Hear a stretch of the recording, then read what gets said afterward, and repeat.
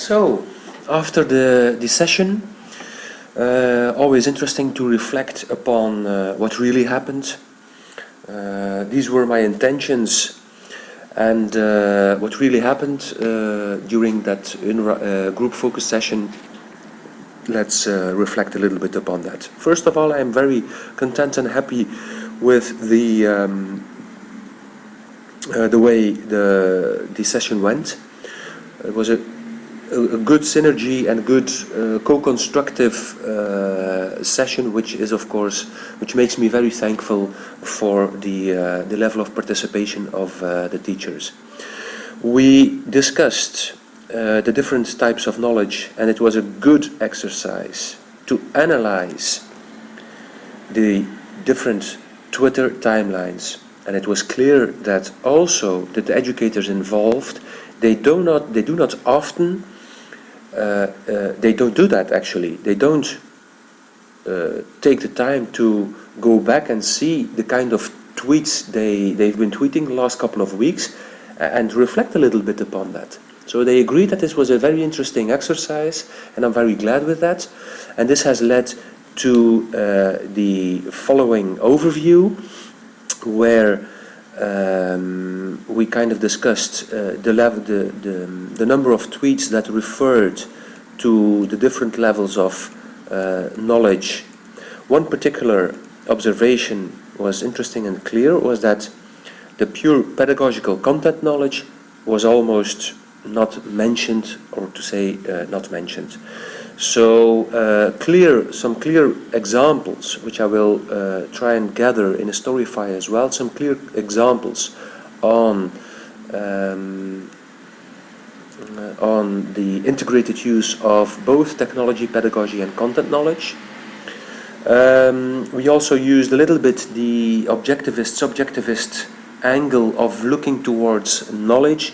They agreed upon the fact that, or the tweets proved that they see that types of knowledge as subjectivist, linked to the meaning. And I cite Bourdieu in his book Bourdieu in Education. Personal knowledge, partly intuitive, affective, perhaps not so relevant outside of the person who holds that knowledge, but clearly linked to the TPAC model. That was a very good exercise to do. On the part of investigating the tweets compared to the different levels of knowledge by Cochrane, Smith and Little, it seemed that knowledge in practice was, the tweets were more related to knowledge in practice, where mainly their practical knowledge generated to their own systematic inquiry through Twitter was relevant and was the case, whereas more the knowledge for practice, or the knowledge or the formal knowledge from research-based programs, etc., was not present in their tweet activity, and sometimes a little bit knowledge of practice. This was a very interesting exercise to do with the participants. Secondly, or in fact, in consequence of that, that also led to a discussion on the Twitter taxonomy, where I explained to them what taxonomy actually is, a kind of a grouping of a number of, in our case, levels of usage of Twitter in regards to continuing professional development. And we did that discussion together. We thought also on how to visualize that. Maybe we could visualize that in a pyramid, or with a use of circles.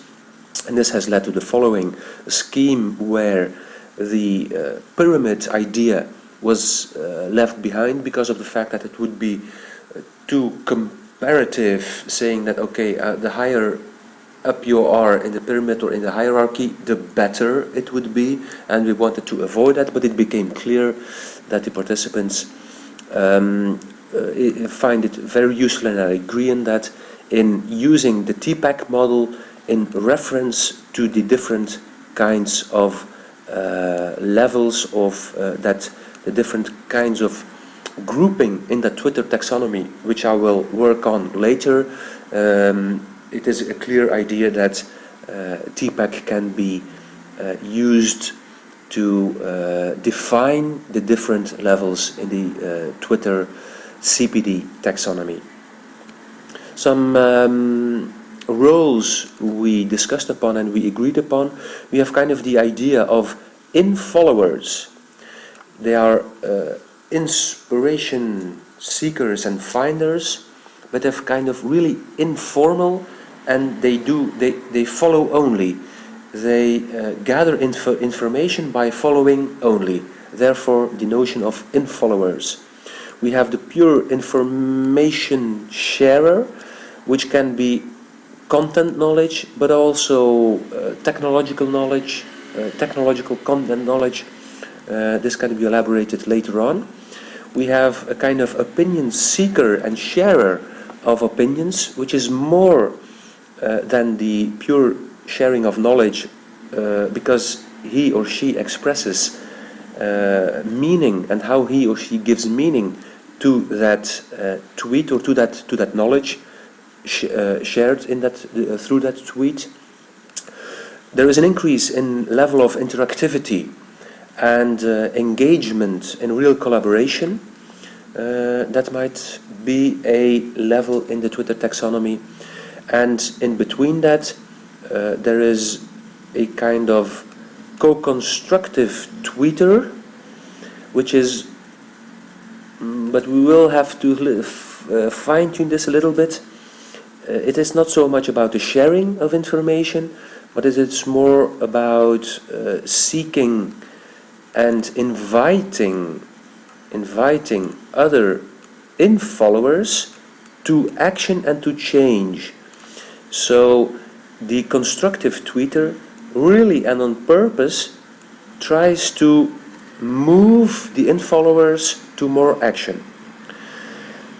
In the a great way and a TPAC way of using or kind of top level in the Twitter taxonomy is, and we played with the notion of the Dutch word etaleren, which is the literal translation of to display, but it is really nice because we say when you have a nice shop and you put your best products in that shop, you display your best products in that shop. In Dutch, this is the word for learning, and together this word is etaleren. And it was some good examples from participant Leen, who really took a lot of pictures of their classrooms and of their students, of activities she did in her practice, and she shared that on Twitter. Parents pick it up, students engage, and that's, to us, it was clear that this was a TPAC integrated use of Twitter. Going back to my intentions, in the end, this generated some real good flow, but in the end we did not get to the sharing of tips and tricks, and also the discussion on the influence of change was not possible anymore. But I sent them a mail to do the Sheffield Hallam University test on adaptability and flexibility. How do they cope with change and how do they adapt? And participants will do that online survey and post a screenshot in my shared Google Drive. This was it, and I'm very happy with the participants. And yesterday evening, this really gave me some flow, and there was very much flow in that session, and I'm very grateful and thankful for this co-constructive group focus session of yesterday. Bye.